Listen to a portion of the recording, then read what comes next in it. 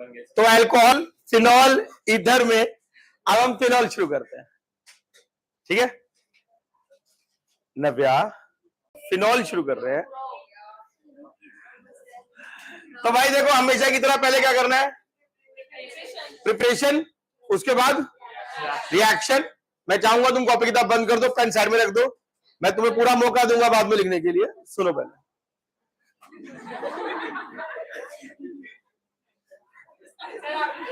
तो भाई फिनॉल, अब जो फिनॉल है ना, सबसे पहले ना एक बार देखो, जब एंसर तो रीड करनी ही करनी है, एंसर की पहली लाइन पढ़ना। उस पहली लाइन से 2 क्वेश्चन आ चुके हैं आज तक जेई में, कि फिनॉल सबसे पहली बार कैसे एक्सट्रैक्ट करा गया था, और फिनॉल का कॉमन नेम एक और क्या है, और वो कॉमन नेम जो है ना, उस पर तो बहुत ही क्वेश्चन आते हैं।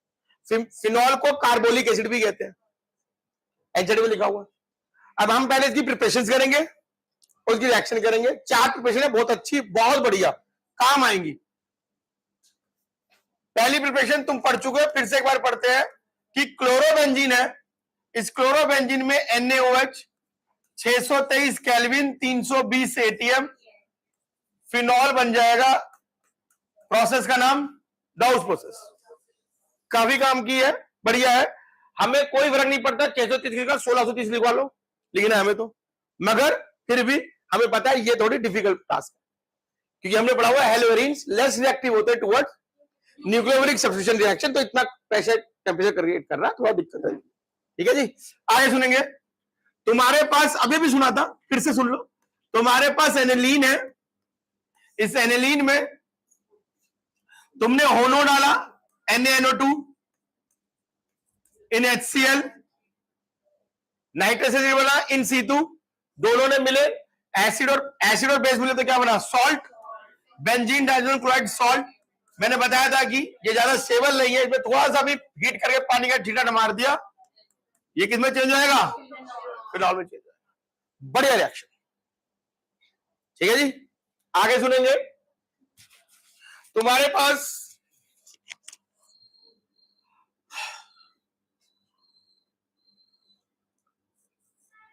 देखो, ये जो 2 रिएक्शन है ना, ये जो 2 प्रिपरेशन है, ये तुम कन्वर्जन में बहुत इस्तेमाल करोगे। ये जो तीसरा बता रहा हूं, ये कन्वर्जन में नहीं आता, ये डायरेक्ट एनसीडी बैक क्वेश्चन है। आप बेंजीन से फिनॉल कैसे बना सकते हैं, by using sulphuric acid. Benzene से फिनॉल बनाना है,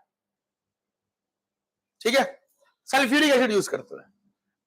तो तुम हम तो बना लेंगे बेंजीन से फिनॉल, बेंजीन की पहले क्लोरीनेशन कर लेते हैं, क्लोरोबेंजीन बन जाएगा, पहले तरीका कर देंगे, सल्फ्यूरिक एसिड यूज करते हैं। तो हम क्या करते हैं, बेंजीन में सल्फ्यूरिक एसिड डालते हैं।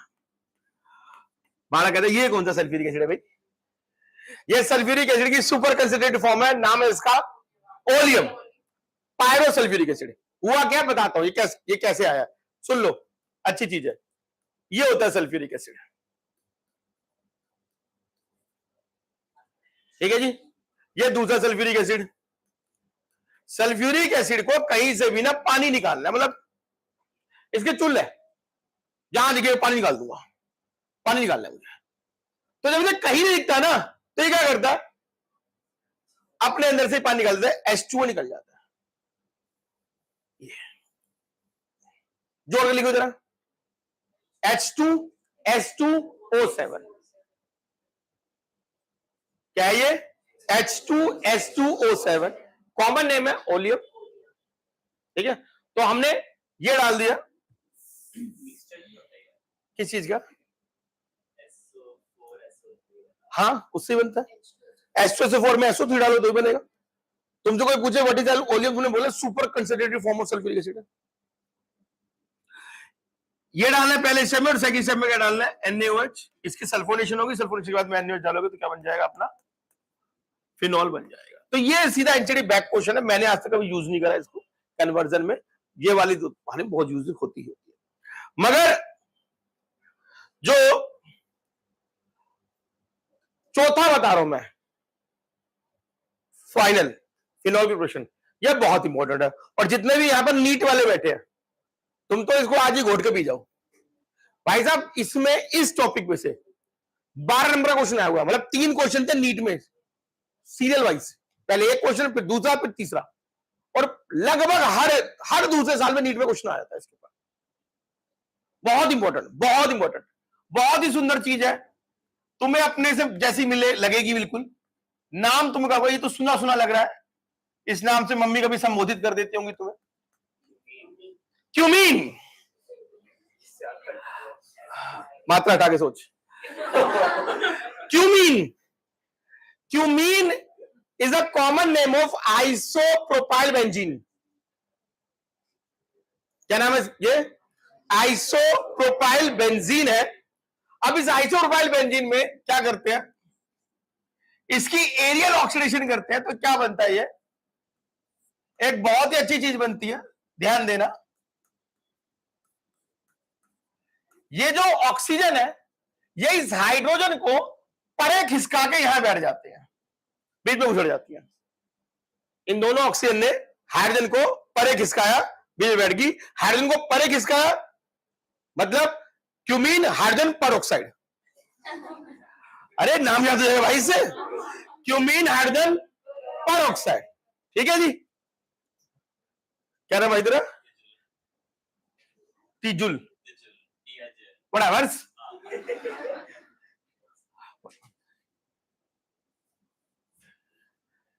कार्बोक्सिलिक एसिड या कीटोन अल्कोहल है, क्या है ये बना दिया भाई, COH बना दिया। COOH क्या होता है? बस यहां नहीं है भाई, क्यों बोला था मैंने cumene hydrogen peroxide? Peroxide sound आनी चाहिए, क्योंकि देखो बच्चा कहता है कार्बोक्सिलिक एसिड है ये, तो कार्बोक्सिलिक तो हो नहीं सकता, क्यों? कार्बन CH3, कार्बन ये CH3, अब ये COH का तो ये होता है भाई। अब ये कार्बन है, छोटा भी में सब कुछ उठा ले, इसमें लिमिट है ना। अरे वो छोटा भी सब कुछ कर लेता है ना, इसकी लिमिट है ना भाई, 4 बॉडी बनाएगा, सब कुछ थोड़ा कर लेगा। ठीक, तो ये है CH3 peroxide, oxygen single bond oxygen, peroxide की निशानी। अब क्या होगा, अब जब तुम इसकी इसमें हाइड्रोलिसिस करोगे, एनएच डालोगे, तो क्या बन जाएगा? ये निकल जाएगा। बहुत बढ़िया चीज है, सुंदर चीज है, बड़े काम की चीज है। Girls, nail polish remover, acetone, जो बचा तो जोड़ के लिख दो। बहुत बढ़िया चीज है, सुंदर चीज है, काम की चीज है। गर्ल्स, पोछा लगाने वाला फिनाइल।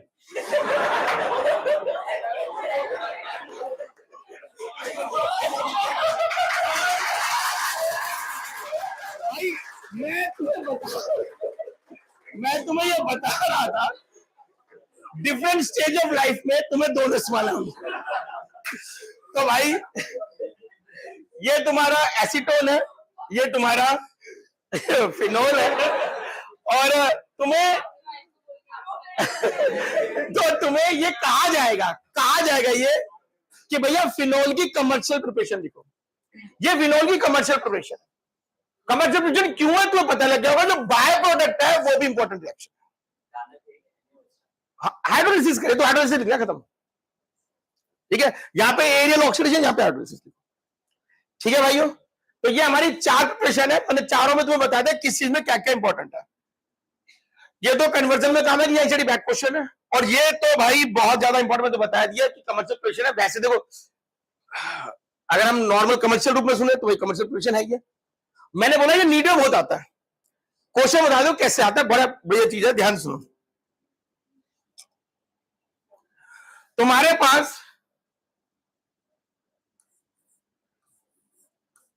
बेंजीन है, ठीक है, कहेंगे बेंजीन में ये डाल दिया। अच्छा, ये मैं सुना नीट में जाता है, ये क्वेश्चन एडवांस में मैच में आया हुआ है, मल्टीपल मैच नहीं होते जो, तो उसमें क्वेश्चन था कि आप बेंजीन से ये कैसे बना सकते हैं, बेस्ट तरीका क्या रहेगा। तो ऑप्शन दे रखे थे, कि आप वुड फिटिंग कर दे, ठीक है, या इसकी फ्रीडल क्राफ्ट अल्काइलेशन कर दे, Friedel Crafts alkylation of benzene with N propyl chloride, ऐसे ऑप्शन रखे थे। तो देखो ध्यान से तुम्हें समझ में आ जाएगा मैं क्या करूं। अगर मैं CH3Cl बेंजीन के साथ CH3Cl बनाता हूं, सबको पता है क्या बनता है, टाउलिन बन जाता है भाई। ठीक, दीपांश खन्ना बनता है टाउलिन, हे दीपांश आई थिंक बनता है। तो यहां पर ये बन जाएगा, यही हो रहा है ना, यही पढ़ा हमने कि इलेक्ट्रोफाइल इलेक्ट्रोफाइल। ठीक, अब अगर इसमें हम ये डाल दें,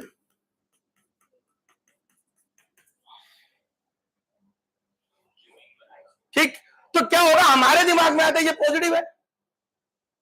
अब जब ये पॉजिटिव है तो इसको क्या करना चाहिए, ऐसा करना चाहिए। तो अगर ये ऐसा करना, भैया यही हमारे हो जाएगा ना, कटाई जाके लग जाएगा, कार्बन जाके लग जाएगा। मगर हमें ये भूल जाते कि यार ये प्राइमरी कार्बोकेटायन है, उसमें चांस है, इनका चांस नहीं था, इसका चांस है क्या सेकेंडरी कार्बोकेटायन शुरू हो जाए, तो ये नहीं बनेगा। क्या बन के आएगा, आइसोप्रोपाइल बेंजीन वाला, जिसको हमने पढ़ा अभी, नाम था इसका क्या, क्यूमीन। ठीक, तो क्वेश्चन ये था, आईआईटी में जब आया था क्वेश्चन ये था मैथ्स के अंदर कि हमको अगर एन प्रोपाइल बेंजीन बनाना है तो बेस्ट तरीके क्या रहेंगे। तो मैथ्स में तुम्हें पता है, मैथ्स में एक भी हो सकता है ऑप्शन, 2-3 भी हो सकते हैं, मल्टीपल मैच होते हैं। तो ज्यादातर बच्चों ने मल्टीपल मैच मार दिया था, Friedel calculation of an propyl chloride और वुड्स फिटिंग। तो अगर फिडेल कैलकुलेशन करें तो ये बन के आएगा।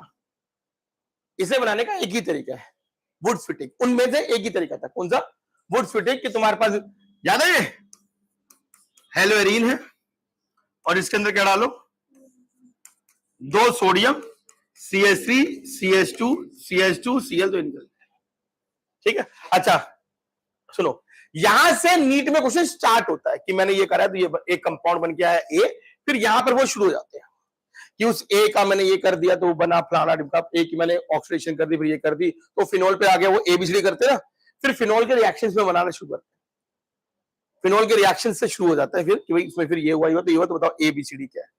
ठीक, तो हम फिनोल के रिएक्शंस भी कर रहे हैं, ध्यान से सुन लो मेरी बात। तो भाई फिनोल के रिएक्शन, अब फिनोल के रिएक्शन वो वाले नहीं है कि ये वाला बॉन्ड टूटा, वो वाला बॉन्ड टूटा, ये वाला बॉन्ड टूटा, बड़े सुंदर सुंदर रिएक्शन है। बेंजीन है और बेंजीन और बेंजीन के डेरिवेटिव क्या करते हैं, इलेक्ट्रोफिलिक सब्स्टिट्यूशन करते हैं। जो क्लास में आके सो भी जाता है उसको भी, उसने भी सुना होगा, जो क्लास में आते हिपोपोटामस बन के पूरा लेट जाता है, उन्हें भी पता है ये बातें। ठीक, तो हमारे पास क्या है, ये हमारा फिनॉल है, ठीक है जी, बड़ी सुंदर चीज, ध्यान सुनो मजा आएगा। इस फिनॉल में तुमने क्या करा, ब्रोमिनेशन कर दी।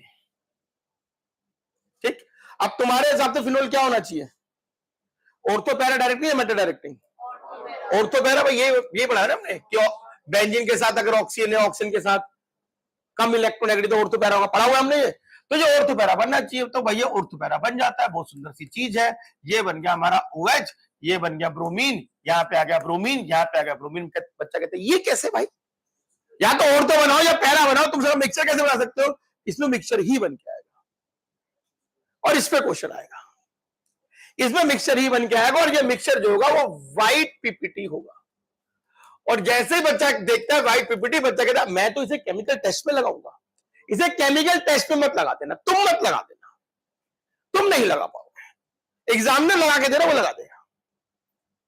क्यों नहीं लगा पाऊंगा उसका रीजन बताऊंगा। फिनॉल ब्रोमीन वाटर के साथ मिलकर ये बना देता है, क्या ऑर्थो पैरा पे लगता है, इन सब पे लगता है। बालक के दिमाग में चलता है कि भाई ऐसा हुआ क्यों। जब क्लोरोबेंजीन में मैं कुछ डालता था, जैसे मान लो ब्रोमिनेशन ही कर दी मैंने क्लोरोबेंजीन की, तो हमने पढ़ा होता क्या, या तो ऑर्थो पे लगेगा या कहां पे लगेगा, पैरा पे लगेगा। तो इसने ऐसे पाप क्या कर दिया भाई, ये सब पे लग गया। ठीक, तो इस चीज की डिस्क्रिप्शन किताब में नहीं है, ध्यान से सुनो मजा आएगा, बड़ी बढ़िया चीज है, ध्यान से सुनना। वो चीज है जो तुमने शायद सोची नहीं। देखो तुम्हारे पास, तुम्हारा कोर्स डिजाइन कैसे है, तुम्हारे पास एक हेलो एल्केन वाला चैप्टर है, एक चैप्टर ये चल रहा है, और एक चैप्टर ये चलेगा लास्ट में, हाँ है ना, पक्का? ऐसा कुछ है, यही ऐसा कुछ है ना भाई। एक अमीन भी है, एक हमारा फिनोल भी है, एक हमारा क्या है, हेलोजन वाला भी है। ठीक, हमने पढ़ा हुआ है जो जो लोन पेयर होते हैं लोन पर देके प्लस साइड इफेक्ट दिखाता है, ऑर्थोपैरा डायरेक्टिंग होते हैं। ठीक, यहां पर 3 लोन पेयर है, यहां पर 2 लोन पेयर है, यहां पर 1 लोन पेयर है। कौन जल्दी लोन पेयर दे सकता है? 3 वाला, 2 वाला या 1 वाला? बोलो भाई, कंफ्यूजन है तो ऐसे सुनो। एक रेड लाइट पे 2 गाड़ियां रुकी है, एक BMW टाइप की है और एक नैनो टाइप की, चलो ठीक है। अब एक भिखारी भाई साहब आ गए और वो पैसे मांग रहे हैं। BMW वाला देगा या नैनो वाला देगा? क्या पता नैनो वाला देता हूं, इस पे BMW नैनो पे डिपेंड थोड़ा करता है, ये तो ड्राइवर के नीचे पे डिपेंड करता है ना। क्या पता वो नैनो वाले ने सबको लुटा के नैनो पे आ गया हो, सब भिखारी को बांट दिया हो। तो ये इस बात पर डिपेंड करता है कि तुम्हारे पास कितना है कितना नहीं है, ये तो इस पर डिपेंड तुम्हारा नेचर क्या है। बच्चे को लगता है 3 हेलोजन है या 3 लोन पेयर है, यहाँ पे 2 लोन पेयर है, यहाँ पे 1 लोन पेयर है, तो सबसे ज्यादा इलेक्ट्रॉन ये देगा? बिल्कुल भी नहीं। ये 17वें ग्रुप का है। क्लोरीन जो है वो 17वें ग्रुप का है, ऑक्सीजन जो है वो 16वें ग्रुप का है, और नाइट्रोजन जो है वो क्या है, 15वें ग्रुप का है।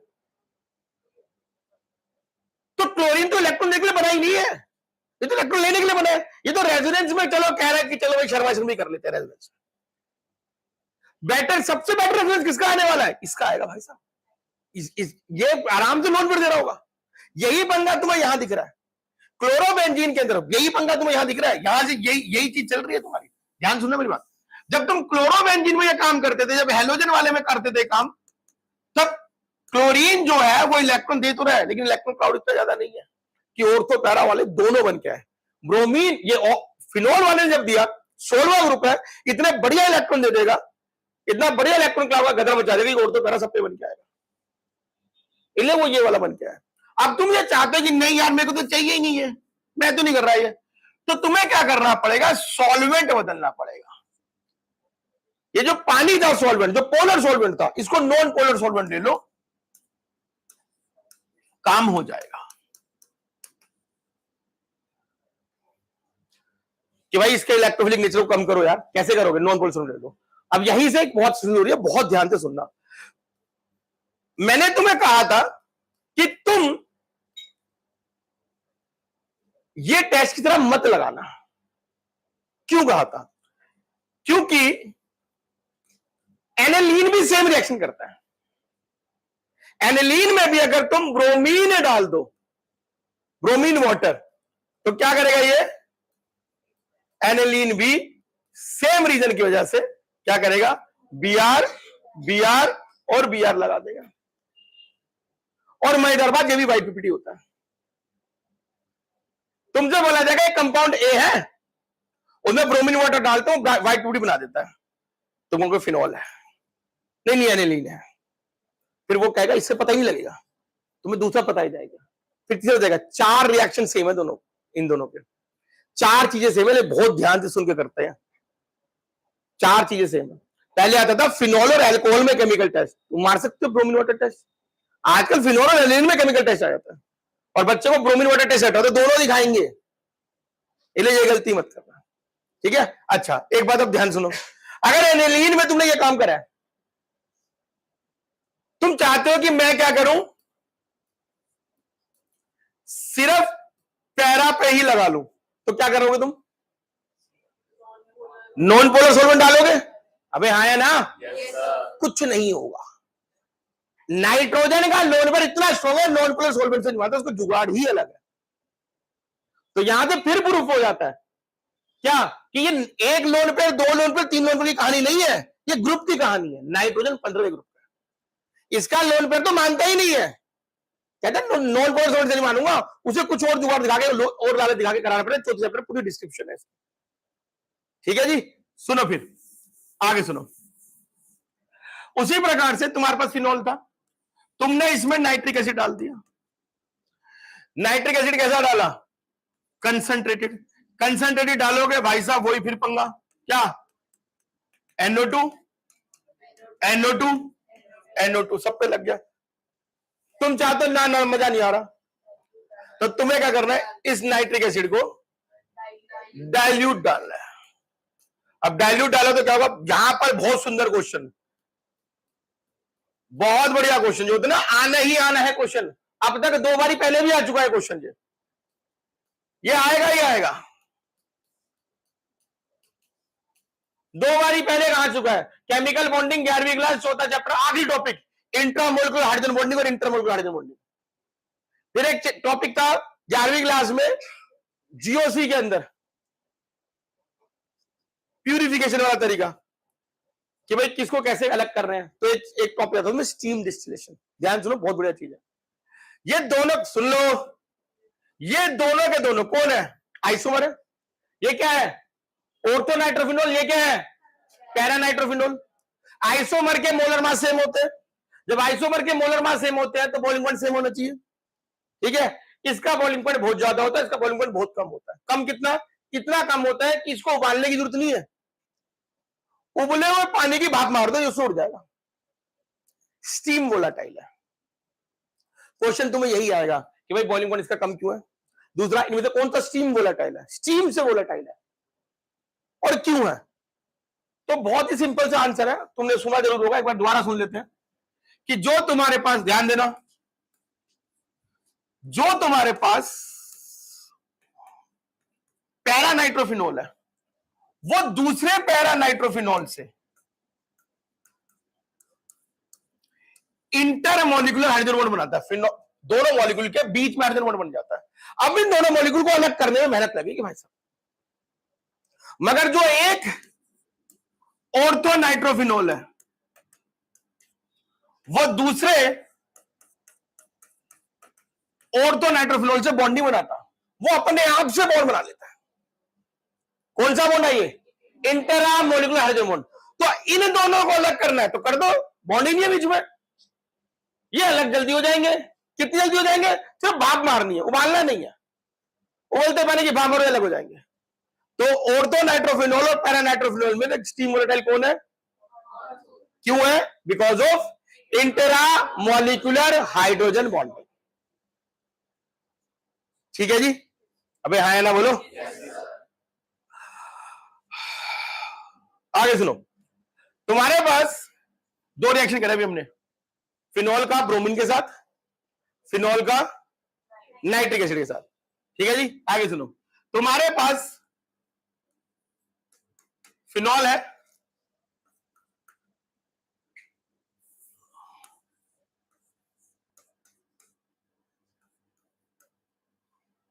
इस फिनॉल में तुमने क्या करा, CO2 डाल दिया। एक ना बालक था, बहुत साल पहले की बात है, उसने मुझे ना पूरे साल बहुत दुखी करा था। तो कोई टारगेट होता कि बेटा तेरे को तो पीटूंगा, तो मैंने बना लिया कि भाई साहब तेरे को तो पीटूंगा। तो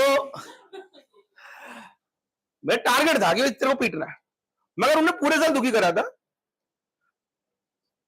अंत में पढ़ने लग गया, मेरे टारगेट फेल हो गए। अब किस बात पे भाई, पीटना किस बात पे। तो एग्जाम से 2 दिन या 3 दिन पहले एज ए क्लास चल रही थी, मैराथन क्लास, 2-2 3 घंटे की जो सामने पर क्लास चलती है, तो मैंने उसे बोला बेटा कोलबे रिएक्शन लिख के दिखा। अब Kolbe reaction, Raymer reaction, कार्बोनामिन reaction, जो 5-6 नेम रिएक्शन ऐसे असल आते हैं, उन्हें लिख दिया। मैंने 2-4 चीजें और पूछी, उन्हें वो लिख दी। मेरे मन के मलाल रह गए भाई साहब, कैसे पिटी नहीं रहा यार, ये तो पिटी नहीं रहा भाई ये तो।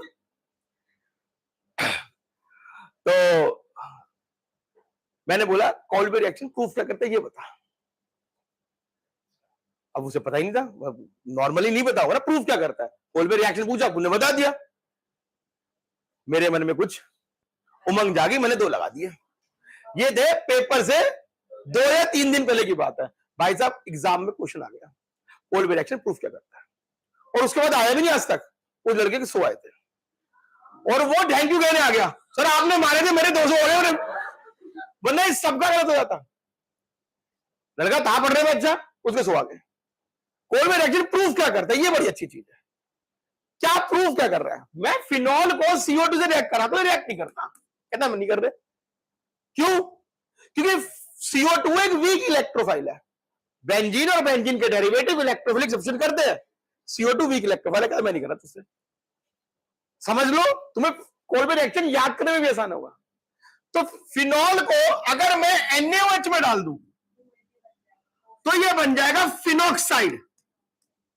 फिनॉक्साइड को CO2 में डालते ही रिएक्ट कर जाता है। तो कोई भी रिएक्शन ये प्रूफ करता है कि फिनॉक्साइड फिनॉल से बढ़िया इलेक्ट्रोफिलिक सब्स्टिट्यूशन करने के लिए डिजर्व करता है। फिनॉल फिनॉक्साइड से बेटर है टुवर्ड इलेक्ट्रोफिलिक सब्स्टिट्यूशन रिएक्शन, क्योंकि फिनॉल CO2 से रिएक्ट नहीं कर रहा, फिनॉक्साइड CO2 से रिएक्ट करता है। इसलिए इस रिएक्शन में अगर तुमने देखा हो, किसने याद करी हो, तो क्या करते हैं, NaOH इन CO डालते हैं। NaOH क्यों डाल रहे हैं? इसीलिए डालते हैं कि फिनॉल रिएक्ट ही नहीं करेगा, कौन करेगा? फिनॉक्साइड करेगा। फिनॉक्साइड रिएक्ट करेगा और क्या होगा?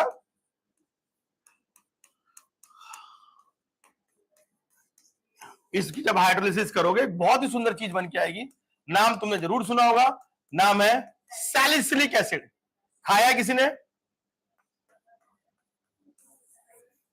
यूज करा किसी ने? तुम्हारे जितने फेस वॉश होते हैं उनमें सैलिसिलिक एसिड होता है। पहली बात तो यार, खाने की बात चल रही थी, लेकिन हाँ कोई बात नहीं, वो ये भी खाया हुआ। तुम्हारे पास एक बहुत ही सुंदर चीज है, हर घरों में मिलती है, पेन किलर। पेन किलर के जो तो मेन चीज होती है एस्प्रिन, वो इससे बनता है। अगला रिएक्शन वही आएगा। अब ये क्वेश्चन एक चैप्टर हुआ करता था केमिस्ट्री एवरीडे लाइफ, उसमें था कि पेन किलर खाली पेट क्यों नहीं खानी चाहिए। हम सभी बोलते हैं भाई दवाई खाली पेट मत खाओ, तो भाई जितने भी पेन किलर होते हैं उनमें एस्प्रिन होता है, और जो एस्प्रिन होता है वो क्या करता है, वो एस्प्रिन पेट में जाके सैलिसिलिक एसिड में चेंज हो जाता है। तो सैलिसिलिक एसिड तो पेट में पैप्टिक अल्सर करने के चांस कर सकता है अगर तुम खाली पेट लगातार खाते चले गए। इसको पैप्टिक अल्सर, पेट के अंदर थोड़ा अल्सर यार, स्टमक के अंदर, ठीक है जी। क्या है ये? सैलिसिलिक एसिड है, ठीक है जी। ध्यान से सुनो, ये भाई साहब हमारे सैलिसिलिक एसिड है, ठीक है, ध्यान से सुनते रहना। और ये हमारे कार्बोक्सिलिक एसिड का एक डेरिवेटिव है, याद है, एसिड एनहाइड्रेट, ठीक है। अब एक अच्छे बच्चे की नजर से देखो, तुम्हें कार्बोक्सिलिक एसिड दिखाई देगा। मैंने क्या बोला था कि कार्बोक्सिलिक एसिड के जितने भी डेरिवेटिव होते हैं वो सारे रिएक्शन कर सकते हैं जो कार्बोक्सिलिक करता है। ये कार्बोक्सिलिक एसिड है, ये अल्कोहल है, और अल्कोहल और एसिड के क्या बनाते हैं? एस्टर। तो तुम दिमाग में चलाओ, दिमाग चलाओगे गलत कराओगे, तुम तरीका चलाओ। ओ यही हुआ ना, ये बॉन्ड टूटा, यहां से एच निकला, यही हुआ ना। इस चीज को एस्प्रिन कहते हैं। ये है वो पेन किलर एस्प्रिन, ठीक है। थोड़ी वो दिक्कत थी इसमें, इसलिए इसको बैन कर दिया गया। दिक्कत क्या थी? ये ब्लड डाइल्यूट कर देती है। अगर तुम 2 एस्प्रिन रोज की खाओगे तुम्हें कभी हार्ट अटैक नहीं आएगा, मगर किडनी फेल होने से मर जाओगे। देखो हार्ट अटैक तो नहीं है ना, हार्ट अटैक तो नहीं है, मगर किडनी फेल होने से मर जाओगे। ये ब्लड डाइल्यूटर है, ठीक है। और इसी वजह से ये एक बहुत सुंदर, ये पेन किलर वेन किलर वाले शब्द बड़े मिडिल क्लास शब्द है। हर साइंटिफिक शब्द एनाल्जेसिस, एनाल्जेसिस के नाम से आएगा। ये analgesics is a scientific verb, medical terms for pain killer. ये एनाल्जेसिस है, नार्कोटिक ड्रग्स है, मतलब एक ऐसी drugs, narcotic non narcotic drugs होती है, मतलब ये सीरियस में इफेक्ट डालती है, दर्द को खत्म नहीं कर रही है, दर्द के एहसास को खत्म कर रही है, ऐसी कुछ है, ऐसा कुछ है, ठीक है जी। सुनते रहो, ये नॉन नार्कोटिक्स में आती है, सुनते रहो भाई। तो ये जो एस्प्रिन है ये एक बड़ी कॉमन चीज है पेन किलर के लिए। इसका चीज ये है कि भाई सर में दर्द हो रहा है, आपने ये खा ली, इन्हें ब्लड डाइल्यूट करा, ब्लड डाइल्यूट होने से ब्लड का फ्लो बढ़ा। जब भी ब्लड का फ्लो बढ़ेगा तो जैसे ऑक्सीजन के साथ वो पेन भी कम हो जाएगा। ब्लड का फ्लो बढ़ाने के लिए कभी कभी हम सर दर्द में सर दबाते हैं, मालिश करते हैं, क्या करते हैं, तो उसका यही ब्लड फ्लो बढ़ जाएगा, ठीक है जी। मगर दिक्कत क्या है कि ये भाई इसके साइड इफेक्ट भी है, इसको बैन कर दिया गया। तो लोग उन्होंने बोला कर दो बैन, हम डिस्प्रिन के नाम से बेचेंगे। तो ये डिस्प्रिन, एनासिन, सेरेडॉन उसके नाम से बिकती है। एस्पिरिन बैन है, समझ में आई? हाँ, कोई बात नहीं, लेकिन एस्पिरिन तो बैन है ना, एस्पिरिन तो बैन है। अच्छा हाँ, एक और बात ध्यान सुनो, कभी हाँ, काम सेम है, सुन तो ले भाई, काम सेम है। डिस्प्रिन का पत्ता कितने का आता है? 5 रुपए 10 रुपए, ज्यादा महंगा नहीं। डिस्प्रिन का पत्ता ज्यादा महंगा नहीं है। मैंने जब लास्ट टाइम लिया था 2.5 रुपए का था, उस पर मैंने चैप्टर पढ़ लिया, फिर मैंने लिया नहीं। तो भाई उसमें 2.5 रुपए का था, 10 गोली 2.5 रुपए की, 25 रुपए की गोली। ठीक, तो इतनी सस्ती है क्या? नहीं जी, सरकार सब्सिडी दे रही है। क्यों दे रही है? लाइफ सेविंग ड्रग्स है। तो मेरे दिमाग में लाइफ सेविंग में सरदर्द से कौन मर रहा है भाई? सरदर्द से कौन मरता है? लाइफ सेविंग ड्रग्स के नाम पे सिर्फ सब्सिडी मिलती है, तो सरदर्द से कौन मर रहा है? सरदर्द से नहीं मरते, ये हार्ट अटैक में काम आती है, जिसको ब्लड ब्लॉकेज है। ये फर्स्ट एड है, बहुत अच्छा। ये एंटी कोगुलेटिंग इसमें वो है, ये ब्लड को कोगुलेट होने से बचाती है, ये बहुत अच्छा क्या है। अच्छा एक और बात, डिस्प्रिन के पत्ते में कभी देखना पीछे लिखा होता है बच्चों को नहीं देनी, और साफ लिखा होता है, नहीं साफ नहीं लिखा होता, छुपा के लिखा होता है, प्रेग्नेंट वुमेन को नहीं मिल देगी। भाई ब्लड डाइल्यूट हो गया तो उनको मिसकैरेज होने के चांस है। तुमने पढ़ा ना टाइम में, यूट्रस की वॉल मोटी होती है, उसके ऊपर प्लासेंटा आगे लगता है, तो ब्लड अगर डाइल्यूट हो तो मिसकैरेज होने के टाइम है, इसलिए इसको नहीं देते। ठीक है भाई, इतना नोट करेंगे पहले, फिर अगली क्लास में आगे पढ़ेंगे। अगली क्लास तो चलती रहेगी।